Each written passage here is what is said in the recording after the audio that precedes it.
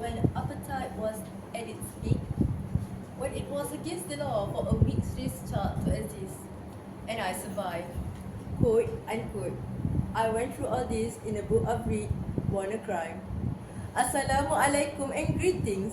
Representing Sekolah Menengah Teknik Johor Bahru, my name is ATIQAH binti BAKAR, your participant in this year's English category Anugerah Nilam Johor Bahru 2024 competition. This book over here is a masterpiece of Trevor Noah, sharing his very own experience living through apartheid as a debatably black person. You may ask why. Before we begin, allow me to introduce myself. I am someone who loves the idea of making money. If money is a person, it would be me. That is the reason why I am taking pengajian keusahawanan at my school. As a budding businesswoman, I am looking forward on having good character, great leadership skills, and high social skills. Being the class assistant monitor is one step taken to improve my leadership skills. I once played in the school's drama competition back in 2022 alongside my friends representing Johor in nationals. And guess what?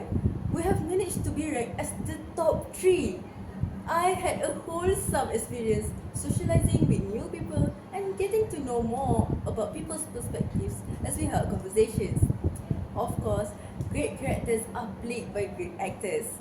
Trevor Noah plays the perfect role as an idol. So please, take heed as I take you through my review. First and foremost, this book has a total of 2 editions. The first version was published back in November 2016, and the latest one I am currently holding was published on April 4, 2019. It is Trevor Noah, Born a Crime, an honest perspective on South Africa racial history. Apartheid, or Trevor rather say apartheid, is the South African government's policy on racial segregation. The term apartheid, derived from the French term "mettre à part," literally translated to separating, settling apart. They were divided into various tribes with various languages such as Zulu, Xhosa, Songa, Pedi, Venda, and more. All non-whites were systematically classified into various groups and subgroups with differing levels of rights and privilege to keep them at odds. For decades, these feelings were held in check by a common enemy. Then eventually, as time flies, apartheid fell. Nelson Mandela, the anti-apartheid revolutionary who was imprisoned, finally walked free, and the black South Africa went to war with itself. This was the time frame when Trevor was growing up. More often than not, being born to a South African mom and a white European dad means Trevor Noah will not have a normal family. The options were either to leave Africa or the government would snatch the child away from the parents. And Trevor's mother chose neither. She would told him, "I choose to have you," and she did, raising him as a single mother. So many black people had internalized the logic of apartheid and made it their own. Ice rinks and dive-in and sub-earths, these were the things of white people, and thanks to Trevor's mother for allowing him to experience all of this when nobody his age did. Their neighbors and relatives used to pester his mom. Why do all this? Why show him the world when he's never going to leave the ghetto? Because, she would say, even if he never leaves the ghetto, he will know that the ghetto is not the world.